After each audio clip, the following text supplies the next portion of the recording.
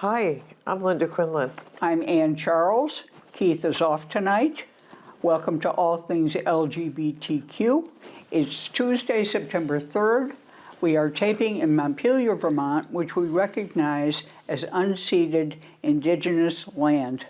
Now let's go to Linda for national news. Well, hi everybody, and I wanted to add to Keith's being out. He is in the hospital in the ICU, so flowers and cards I'm sure would be appreciated. He's in the hospital CVMC, so anyway. Hoping for the best, Keith. Yep. So my first story is about well, let me just start it. Moms for Liberty. Must you? Yeah, I know. Hundreds of mostly white women gathered at a swanky downtown hotel to hear prominent conservative speakers and strategize with other moms about how to spread their message across the country. Aren't you delighted to hear that? Where was this? Well, I will get to that. Decked out in everything from stylish pantsuits, light up American flag jackets, and obviously Donald Trump swag. The crowd at the Moms for Liberty Joyful Warriors National Summit cheered and hollered as speaker after speaker spewed hate about transgender people, all under the guise of protecting children.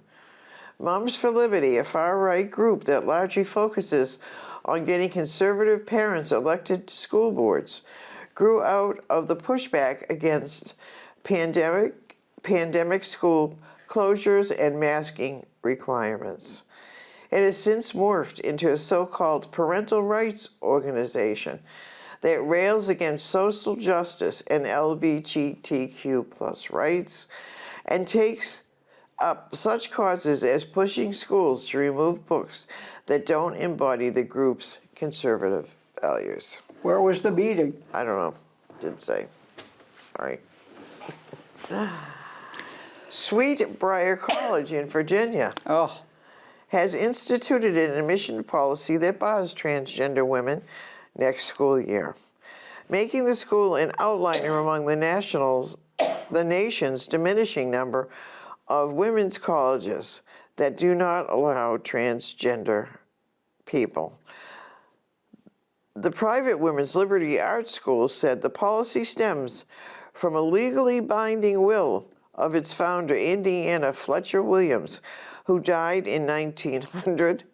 Sweet Briar's leadership said the document requires it to be a place of girls and young women. So. Very retrograde. I knew some people who went there. Do you? Vaguely. Not anymore. Is it conservative? Well, I didn't think it was, but... And here's good news, and this should probably happen all over the country. I wish it would, but Massachusetts' oversight of nursing homes would be strengthened. LGBT plus person nursing home residents would be protected against discrimination, and better controls would be in place to protect against the spread of infectious disease outbreaks under a new bill lawmakers passed this week. Approved on Thursday, the bill would require long-term care facilities to provide staff training on the rights of LGBTQ plus older adults and those living with HIV, and bar staff from discrimination based on a person's sexual orientation, gender identity, gender expression, intersex status, or HIV status. So that's good news. Well, I don't have any Wi-Fi here, but let me tell you, Trump spoke at the Moms for Liberty Summit. This one? 3 days ago. So that's probably... That's why it's in the news. A legend paid homage to a future legend when Melissa Etheridge mashed up her classic I Want to Come Over with Chappelle Roan's infectious hit Red Wine supernova at a live show at Wolf Trap in Virginia earlier this week. The rock star was a few verses into her 1995 smash of the Your Little Secret album when she paused and switched to Rowan's Billboard Hot 100 song, seemingly connecting decades of music from two iconic lesbian performers. And here is a picture. I'd love to have been at that concert. I know. I tried to find a clip, but I couldn't find one, so I don't think it's up yet. But if it comes up, I will certainly share it with everybody. It should be really good. Global Black Pride in Atlanta faced a troubling incident of vandalism on the first day of its celebration this week. Late Tuesday night, an intoxicated guest at the Starling Hotel, where the event was being held, allegedly broke in to the event space and caused significant damage. Vendor tables were overturned. Merchandise and educational materials were scattered across the floor, and in a particularly offensive act, the suspect defecated on a pride flag. Oh, that's horrible. I know. The Atlanta Police Department responded to the scene and has since engaged its LGBTQ liaison unit to assist in the investigation. The Atlanta Journal said recently, while no arrests have been made yet, authorities say they are actively following leads to identify the perpetrator. Isn't that awful? Ooh. Didn't someone do that at 9/11 too? Well, it happens. It's a common statement. Now we have another deplorable topic. J.D. Vance. Yeah. President Donald Trump's running mate wants gay tech millionaire Peter Thiel. Yeah, Teal. Thiel? Mm-hmm. Okay. Who's also Vance's former boss, to help finance the Trump-Vance campaign. Vice President Harris ended July with $219 million in cash, while Trump had $151 million, according to Forbes. Thiel, who donated to Trump's 2016 campaign, should get off the sidelines in this year's race, Vance reportedly told Financial Times. I'm going to keep on talking to Peter and persuading him that, he's obviously been exhausted by politics a little bit, but he's going to be really exhausted by politics if we lose to Harris as president, Vance said in an interview. So. Yeah, he was reported to have pushed Vance onto the ticket. Really? With one of Trump's sons, yeah. They're all friends. Mm-hmm. Teal was gay. Is he? That's terrible. After being the only applicant for a vacant seat on his village council, an Ohio man was still denied the position. And the council president's reasoning was pretty blatant. David Nelson, 41, moved to Waynesville over 16 years ago and to be with his now husband, and immediately fell in love with the quaint town, which is home to just approximately 2,600 people. After more than a decade and a half in community service, Nation decided to apply to a seat on the Waynesville Village Council when it announced a vacancy on June 17th. He was not given the job. Nation spent the next 2 days gathering signatures to support from other residents, gathering 100 and submitting them to the council. He did not attend the meeting, where members instead appointed Lyle Anthony, one of the 3 other candidates who had lived in town 10 years fewer than Nation.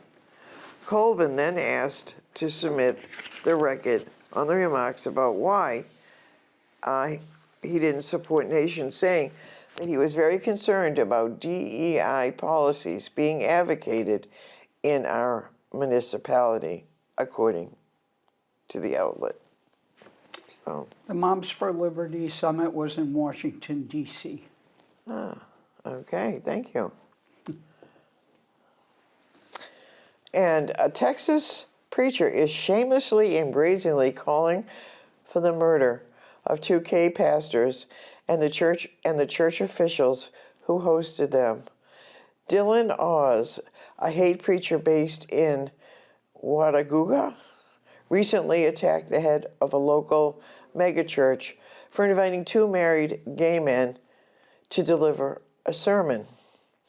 Oz said that Pastor Charles Andrew Stanley, who founded the non-denominational evangelical North Point Ministries, and the 2 men should get the death penalty, not be preaching behind the pulpit. What a nice guy Andy Stanley is. What a nice guy you are for letting children in your congregation to be abused by pedophiles, Oz said. How nice of all the pastors today that are enabling sexual predators in their church to harm people permanently, to scar them for life, to hurt them spiritually because you want to be nice. Well, you know what? Go to hell, Andy Stanley said. And every single pastor like you, go to hell. Nice. Sweet, right? And I'll do one more in, and then I will pass it off to you. All right, I'm going to show this clip of FX's, the English teacher, which premieres on September 2nd, which was yesterday, I suppose. And the joy is twofold. The knowledge that the new comedy series is objectively, undeniably great, but also the realization and ensuing comfort that the sensibility and humor is directly for me.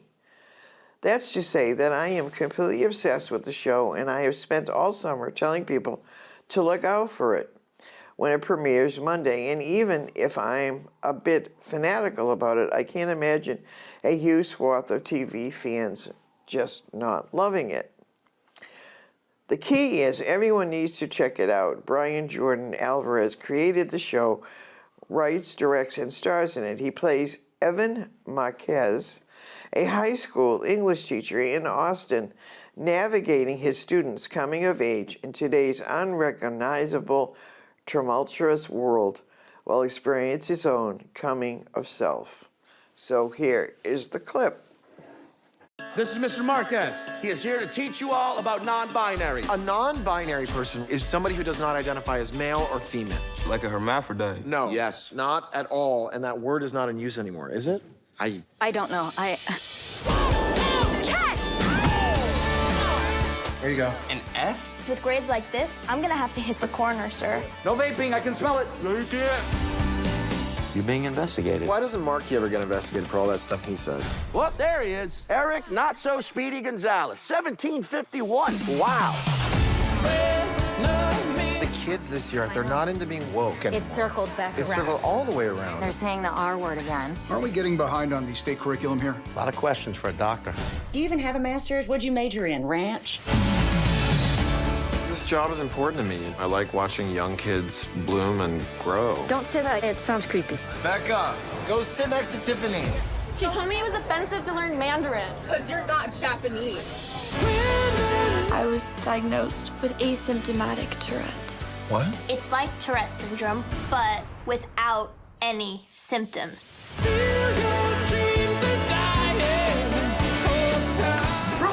You can't call me Fruit Loop, Marky. That's just the name of a cereal, buddy. Then why don't you say Cheerios? Because there ain't nothing gay about Cheerios. Special Mercedes-Benz. First we run. Are you flat there? When? Okay, but it's on Broadway. It's a series? On FX. We might want to watch it. I know. How many episodes, I wonder? I don't know. I didn't say. But sounds good. Especially for you. You'd love the English teacher. I know it. I know it. Okay. Okay, let me start, if I may, with some world news. There are 48 out players at the Paralympics in Paris. No news from the World Health Organization. The chief said on Friday that Mpox vaccines were set to arrive in the Democratic Republic of the Congo in the next few days to fight the new strain of the virus that we talked about last time. We hope to have the first delivery in the next few days, and then it will build up, the WHO Director General told reporters at a news conference. Some 230,000 Mpox doses are immediately available to be dispatched, added another WHO official. These doses were donated by the European Commission and Danish Mpox vaccine manufacturer Bavarian Nordic, he said. So far this year, the Congo has seen 629 deaths, while over 150 cases have also been confirmed in Burundi, the WHO Director General said. Congo needs 10 million doses of Mpox vaccine. So the aid is coming, but not nearly enough and not quickly enough. Now let me go to South America for two grim stories, if I may, from Brazil. A string of murders of gay men in Brazil who have been targeted through dating apps. The LGBTQ community in Brazil has been shaken by a series of murders and armed robberies of gay men who met their assailants through dating apps. At least 5 have been killed since March, and dozens more have reported being victims of armed robberies. One of the latest murder victims was Leo Nunez, a 24-year-old who had been exchanging messages with a man he met on the dating app Hornet. They arranged to meet in person in Sao Paulo, which is Lover's Day on June 12th in Brazil. But a security camera captured the moment that 2 men on a motorcycle showed up in the alley where Nunez was waiting, grabbed his phone, and shot him dead. One suspect has been arrested, the family said. Brazil has a large and active LGBTQ plus population, but many fear mistreatment by the police, making them targets for criminals. Because of structural homophobia, criminals know that LGBTQ people are vulnerable. They know they will be more easily intimidated, a lawyer told Reuters. The lawyer representing the family of a gay doctor killed in April in Sao Paulo said he had arranged meeting with a man through a dating app, but instead encountered a group of criminals who attempted to rob him and shot him in the head. 3 people have been arrested, police said. One man, identified only as Gabriel, told the news service he had set up a date in March near where Nunez was later killed. There he too met with several assailants. One man put a gun to my stomach and asked me the password of my phone, Gabriel said. His attackers used the information to drain his bank account and max out his credit card. Nunez's parents called his murder an anti-gay hate crime, while Brazilian law recognizes such crimes. Police and judges often avoid labeling these instances as homophobic. That and societal homophobia in general make survivors of these crimes reluctant to report them. There's a lot of fear to report for how it might hinder their lives, a lawyer told Reuters. Wow, that's awful, yeah. More bad news from Brazil. And there's a lot of transgender people killed in Brazil also. Funny you should mention that. That's my next story. I'd like to show you a picture of Madonna, whose birth name was Amos Chagas Lima, who was stoned to death in Brazil. The transgender woman she's died after being stoned by a group of attackers last week. Jesus. She went by the name Madonna. She was pelted by cobblestones by her assailants on October 19th in the capital of the Brazilian state, Sergipe. She was admitted to the hospital and died of severe head injuries. No suspects have been arrested. Madonna, who is a well-known and well-liked figure in the city's nightlife, is among many transgender people, just as Linda was saying, who have been targets of violence in Brazil. Trans people are the smallest and most vulnerable part of the LGBTQ Brazilian communities, making up a mere 10th, yet we suffer from the highest incidence of violence and murder, the president of the National Council to Combat Discrimination said. Since January, we've had over 100 transgender people murdered here. Oh. That means over 10 people murdered every month. Jeez, yeah. People here in Brazil think that if they don't like someone like a trans person, they have a right to murder. Murders occur because they often go unpunished. Simply put, homophobic and transphobic hate is not a criminal offense. God, that's awful. So now I have another sad story, and I'm just going to deliver it in the form of a clip. It's very sad. So let's look at a clip that I am calling A Song for Sven. They were a face of equality in the wake of Australia's bitter same-sex marriage debate. Sven and Magic's unlikely love story shot them to international stardom in 2018. Their names were all over the world. They inspired a Mardi Gras float. They became part of the New South Wales education syllabus. They were even in a Netflix series. When a negligent heterosexual penguin pair left their egg exposed to the elements, the aquarium staff gave it to Sven and Magic. They have a baby now. Its name is Svenjic. Svenjic is otherwise known as Lara, and she's now fully grown, mourning the loss of her dad Sven alongside her brother and her other dad, Magic. Keepers took Magic to see Sven's body to help him to try to understand that the love of his life wasn't coming home. Immediately, Magic started singing. Then the whole colony joined in. It was very touching. I don't think there was a dry eye in the penguin exhibit in that moment. Gentoos tend to mate for life, so what's next for Magic is unclear, but keepers say he's doing okay. Tragedy for a pair of penguins who proved love isn't black and white. Melissa McKay, ABC News, Sydney. It's a song? It's a song for Sven Oh. because the whole colony mourned him and sang when Magic, his partner, we were just talking about this on the last show, when Magic, his partner of 6 years, Died. discovered he was dead. Sven had been in declining health and was euthanized, and so they brought the body to Magic, who immediately began singing. The clip tells you all of this. Yeah. Very sad. So everybody's looking at Magic during the mating season to see if he will Find somebody else. find somebody else. And they had 2 kids. They hatched 2 chicks together, Svenjic and Lara. Wow. Let's go to Europe now and stay on the theme of animals. A keeper at a safari park, which has a penguin couple and a throuple of lorikeets, has said same-sex animals developing relationships are more common than people might think. This we know, and this has been a sub-theme of our show.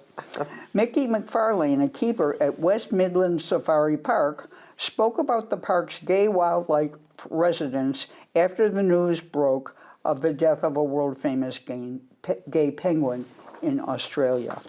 Ms. McFarlane said the site in Beverly had a couple of male Humboldt penguins called Arnie and Frodo, who had been a couple since 2020. They also have a throuple of rainbow thorakeets consisting of 2 males and a female. And let's look at a picture now of them.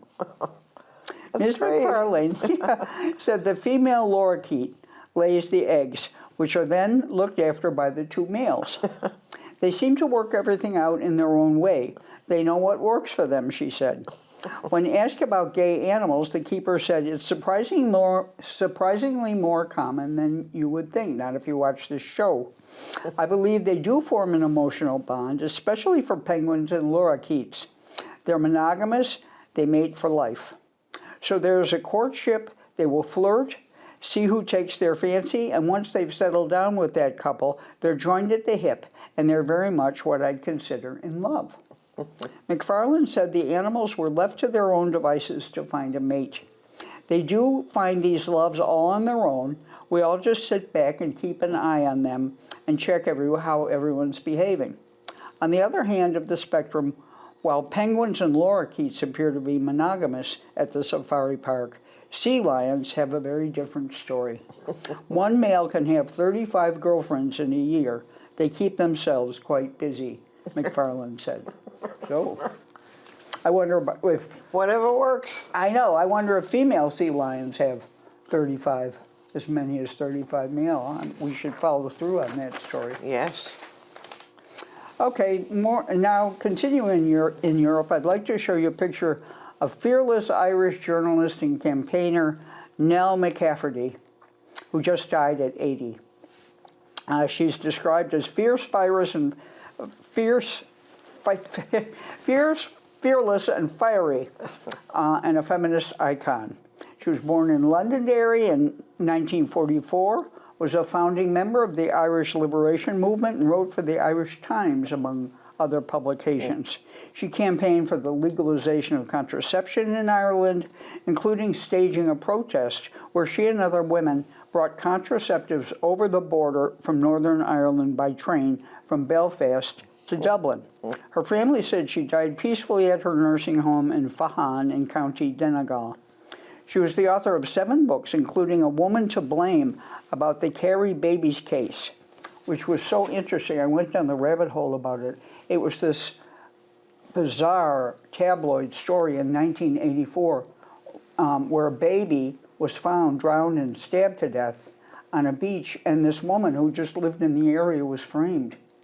Really? Yes. And then they accused her of killing another child.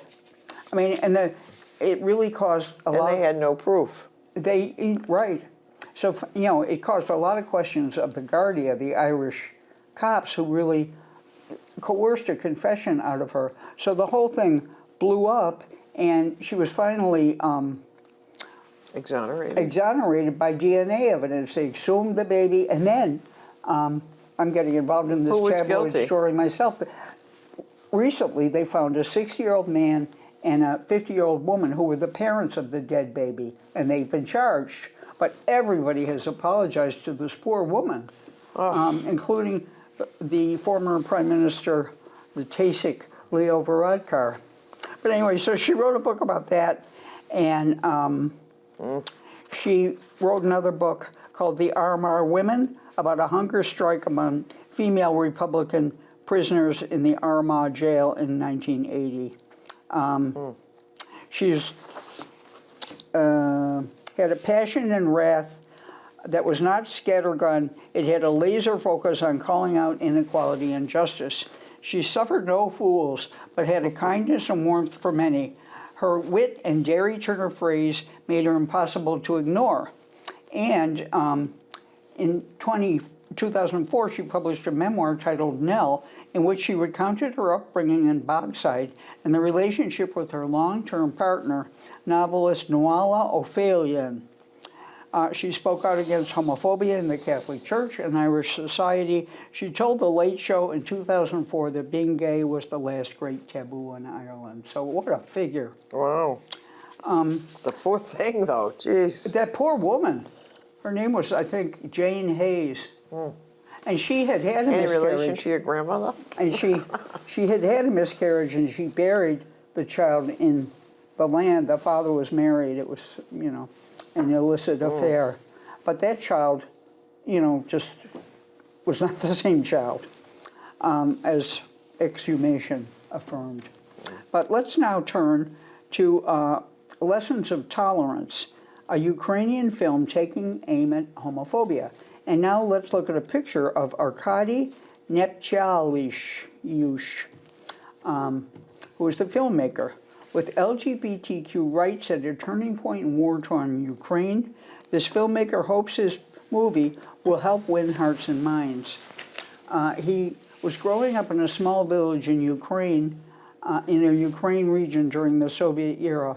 There he discovered that being gay was a taboo subject, and he said he felt afraid when he first met openly gay people as a student in Kyiv. But his homophobic beliefs melted away when he became friends with his gay roommate and other LGBTQ students.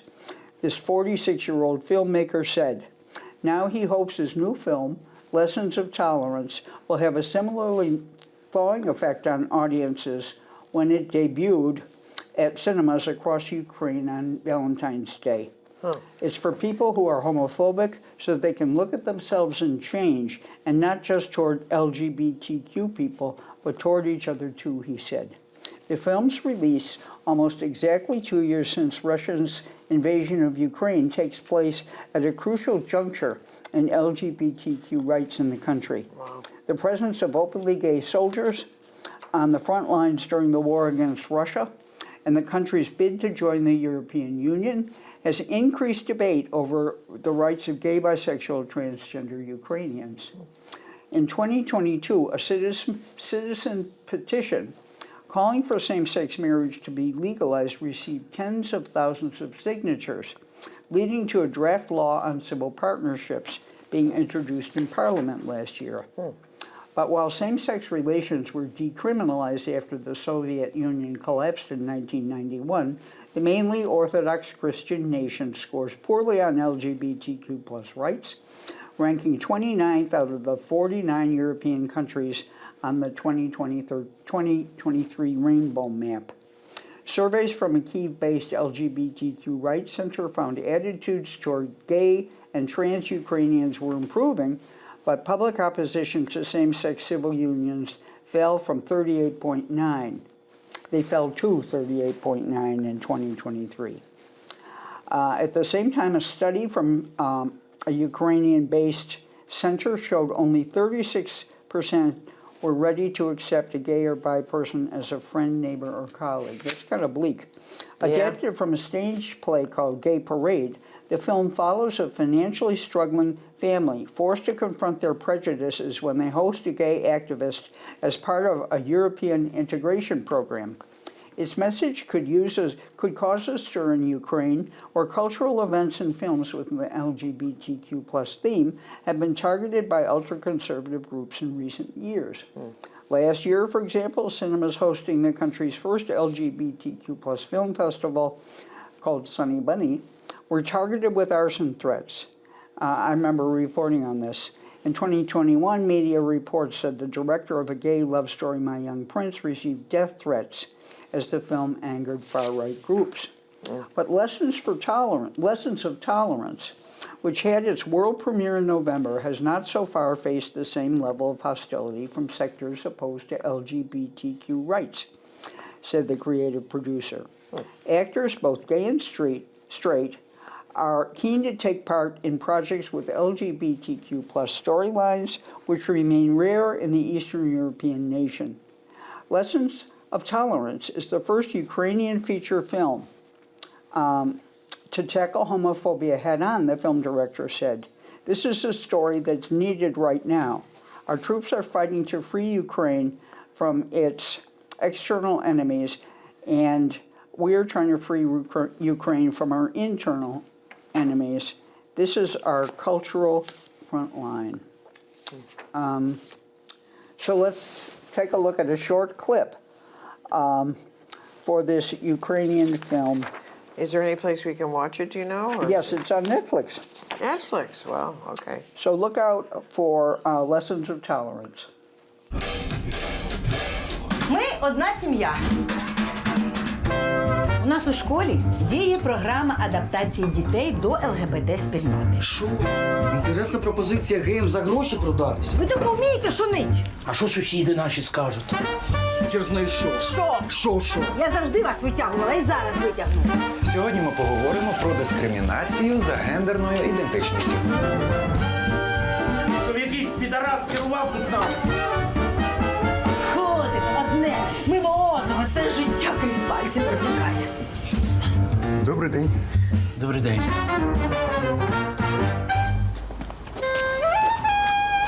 Що в магазин ходили? And that's it for my European stories. Okay, I will do some and then we'll go back to you. Okay. All right.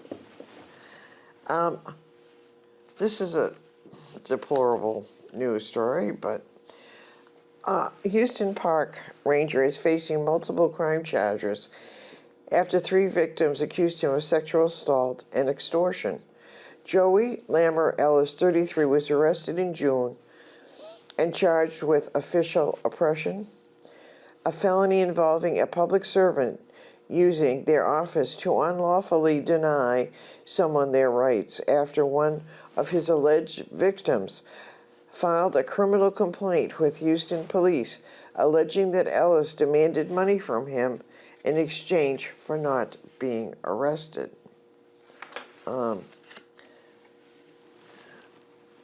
So that's that story. In Kentucky, Iowa, Nebraska, and Missouri, and other red states, state-funded universities and colleges are very publicly dismantling diversity, equality, and inclusion initiatives as state lawmakers threaten the schools with legislation that hasn't even passed yet.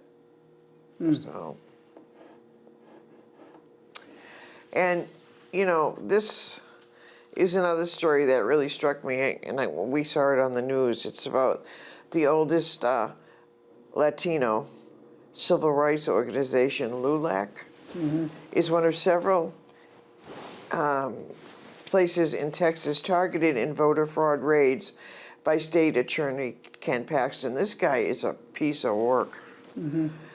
CBS News has learned last week Paxton's office announced in a press release that it was launching undercover operations in an investigation into reports alleging some organizations in Texas are unlawfully registering non-citizens to vote in violation of state and federal law. Attorney Paxton is using his position of authority to harass and intimidate Latino nonprofit organizations like LULAC. Latino leaders and LULAC member Juan Preanano, LILAC CEO and CBS News, calling the state AG effort point-blank voter intimidation. It is evident, though, his pattern of lawsuits, raids, searches, seizures, that he's trying to keep Latinos from voting. And you know, these troopers stormed into people's houses, took their cell phones, took their computers, took their paperwork, took everything, and there was no indication that they were doing any of the things. It's pure voter intimidation. Yeah, it was. I hope I hope the federal government throws a book at them. Yeah, and you know, I mean, this is not the first horrible thing that. And it's all going on behind the scenes, but this is the first time it's gotten public, well, this kind of public attention. It's just awful. And then we have James Carville. Oh. He worked on the Clinton campaign, and isn't he married to a conservative? Yes, Mary Magdalene. Madeline. No. Yeah, Madeline, not Mary Magdalene. Hardly. Well, anyway, the Democratic strategist James Carville argued there are too many preachy females in the Democratic Party. Oh, God, he's a dinosaur. And could be to blame for President Biden's bleeding support from key voters. Published Saturday with the New York Times opinion columnist Maureen Dowd. Carville voiced concerns about the culture of the Democratic Party and how it could be impacting Biden's support among voters, especially those that are male. Oh, please. A suspicion of mine is that there are too many preachy females. Don't drink beer. Don't watch football. Don't eat hamburgers. This is not good for you, he said. The message is too feminine. Everything you're doing is destroying the planet.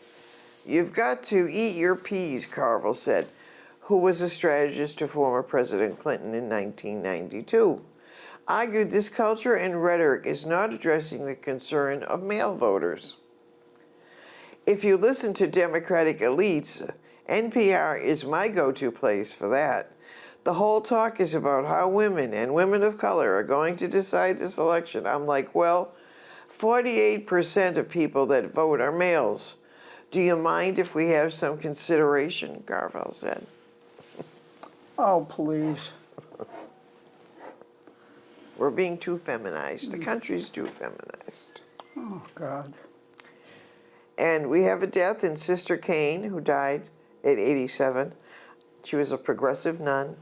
She used a welcome address before Pope Paul II in 1979 to call for equality in the ranks of the Roman Catholic Church. Sister Teresa Kane, a Roman Catholic nun who called on her fellow sisters to push for ordination and who led by example when, while introducing Pope Paul II during his 79 visit to the United States, she publicly challenged him to let women serve as priests. She died on August 22nd in Washhung, New Jersey. So, and the Trevor Project and the Hemsley Charitable Trust announced on Tuesday the trust awarded Trevor $5 million to support a campaign to support LGBTQ youth in rural Midwest. It comes after the Trevor Project found young queer youth are more than 4 times more likely to attempt suicide in rural areas than their peers who live in urban environments. And for my last story, actor Sophia Bush and soccer player Ashlyn Harris have joined the board of the Human Rights Campaign, the nation's largest LGBTQ advocacy group. This is not just a role, it's a commitment to fight for LGBTQ plus people in the United States, and the national soccer team said in a statement on social media, "Let's get to work." So, You don't have the story about Jack Daniels? no, I skipped over that one because it was just too many. I mean, the story is that, a lot of these companies have been pushed by the right to stop their inclusion clauses in their employment, have been taking it off their websites. It's Jack Daniels, it's Deere. Harley Davidson. Davidson. John Deere. I think Ford, John Deere. There's a whole group of yeah, and there's a spotlight on one guy who's really doing it, but he succeeded this week in Jack Daniels and Harley Davidson pulling their DEI initiatives. Yeah. So, why they're letting one person intimidate this company, or whether he's head of a whole negative campaign, probably. Yeah, and so don't buy a Harley. Don't buy a Harley. Don't drink Daniels, and don't buy a Ford. And well, I don't know. I think Ford is being pressured, but I don't know if they've capitulated. I think they did. I think I read they did. And so you can easily find out who these companies are. Well, I'd like to go to New Zealand, if I may, because exciting things are happening. The world's only lesbian museum has opened there. And I have a picture before you of the opening night party in June. See all these lesbians looking at the walls. Karangashape Road in Auckland, New Zealand, commonly known as K Road, has a long queer history. In the 1970s, it was home to one of the country's first lesbian nightclubs, as well as several gay clubs in the 80s and 90s. It's something of a main commercial drag for downtown neighborhoods of Grey Lynn and Ponsbury, which are suburbs of Auckland. It's quite significant. It's a quite significant area historically, but funny enough, it's very queer. Within, say, 200 or 30 meters of us, there is at least 5 other queer places, museum coordinator Sarah Buxton says. The idea for a volunteer-run museum started to grow in the early 2000s with a group of Auckland queer women who started an archive project working together to collect and document stories about their community. They were sending some of this material to the Lesbian and Gay Archives of New Zealand in Wellington, which is the country's capital, as we know. But when one of the women tried to get the archives to take a badge collection and a T-shirt she'd made out of a bedspread, the archives declined. Like many archives, they didn't take objects like textiles, partly because they're more difficult to maintain and manage than books and other printed matter. But anyone who knows lesbian culture knows the importance of badges. Those sometimes witty political statements that are cheap and easy to make and can be worn at an event and then taken off if they might inadvertently out the wearer, should the wearer choose to go back in.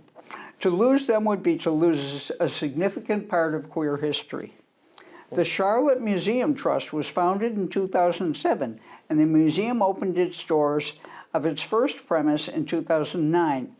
The museum's home for a while was in a rundown industrial area in one of Auckland's outer suburbs, not a place that a curious traveler would want to visit. So when they found a cute place for the lease just off K Road, the team moved quickly. It's a much more accessible area, accessible through public transportation.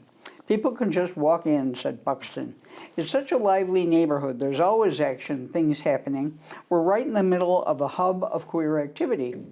Since the move, they're getting as many visitors a day as they were getting in a month in the old place, even in their first month.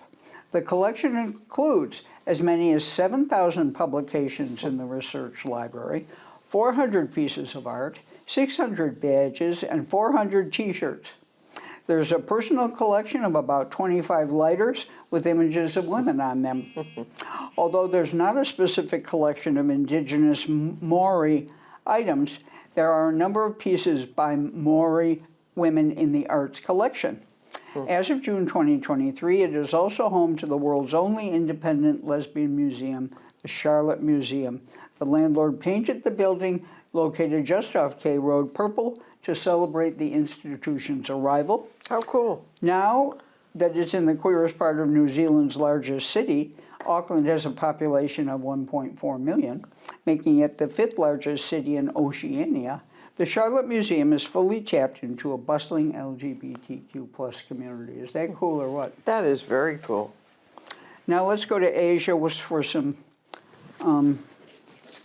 two bad stories and one good one.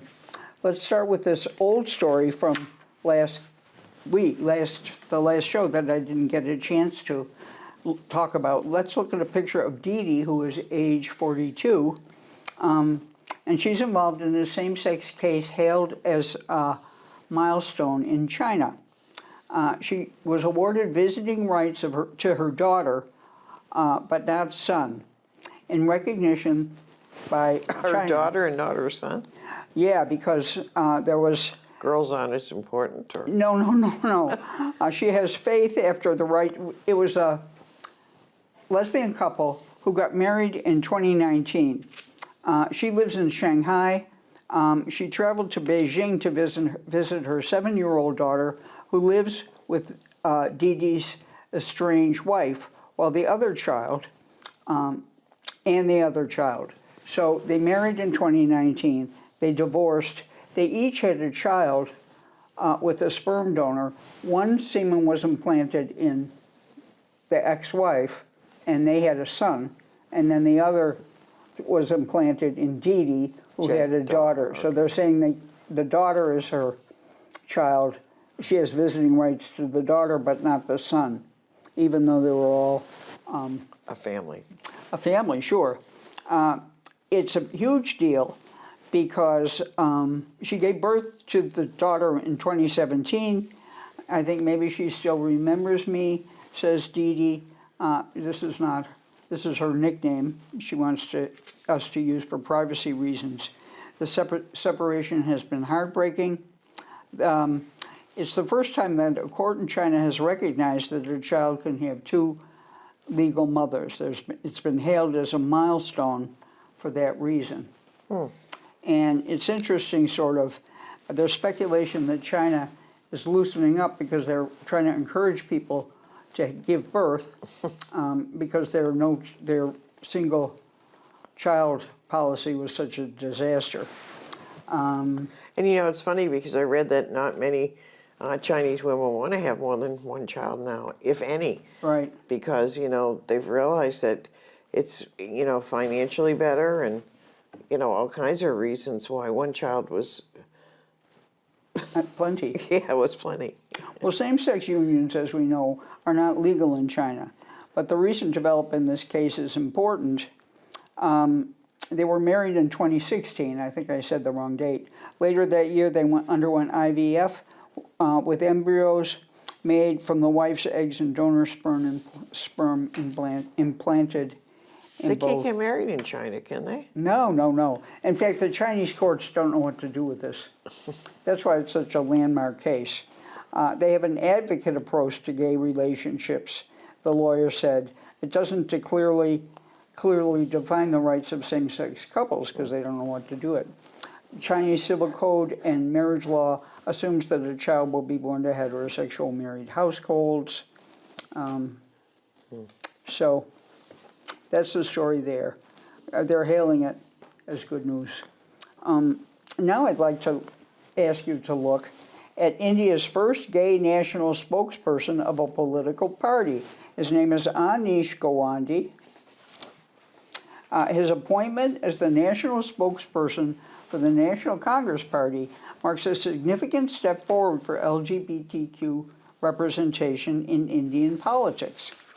He's a Rhodes Scholar with degrees in comparative literature, intellectual history, and public policy from Columbia University and Oxford, respectively. Gawande is the founder of Pink List India, a database of politicians supportive of LGBTQ rights, and has also been involved in COVID-19 relief efforts. His appointment represents a progressive move by the National Congress Party, which has a history of supporting LGBTQ+ rights, including the establishment of a queer cell and trans woman heading the department. Of note, Gawande, and he's after my own heart in this regard, he emphasizes the need for politicians who are well-versed in literature and the arts, advocating for a new political imagination that addresses caste, gender, and sexuality issues. Good. Isn't that good? Yeah. I'd like to end with a kind of a ghoulish story. It's international, but I'm counting it as Asian because it happened in Thailand. I have a picture before you now of Sancho Bronchalo, who is 30. He's a YouTube chef, and son of Spanish actors who was just convicted of murdering and dismembering a surgeon in Thailand. The son of two Spanish actors who will spend the rest of his life in prison after being convicted of murdering and dismembering a plastic surgeon from Colombia. Jeez. Daniel Sancho Bronchalo, 30, was sentenced Thursday in a Thai court and found guilty of killing Edwin Artiega in August last year on the island of Koh Phangan, a popular destination for tourists. The two had met at a monthly full moon celebration after connecting on Instagram a year prior and becoming romantically involved. Sancho, who is a chef and son of Spanish actors, pleaded guilty to concealing the body by dismembering it and disposing of the parts by throwing some of them in the ocean and others in a nearby landfill. Sancho himself reported Arrieta missing to the authorities the morning after.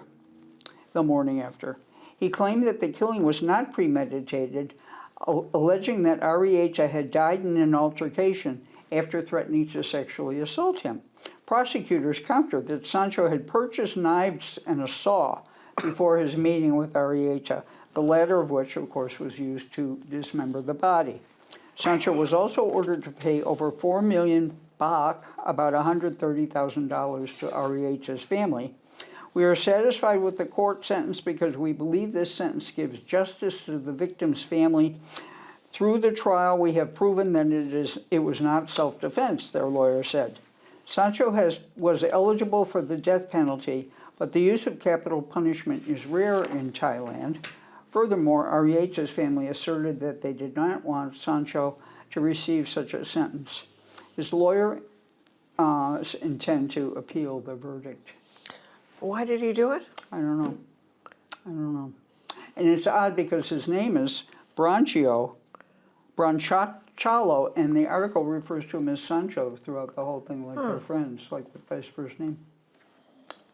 So that's a ghoulish note. It is a very ghoulish note. So, Do we have anything else you want to tell our audience today? Well, one thing we'd like to point, I mean, we reveled in the Democratic National Convention, but of course, the Palestinian speaker was disinvited, was turned down. They wouldn't let her speak, and also there were no transgender speakers. So those are two asterisks on what was really an uplifting convention in other regards. Okay, so on that note, I guess we will say to always resist. Resist.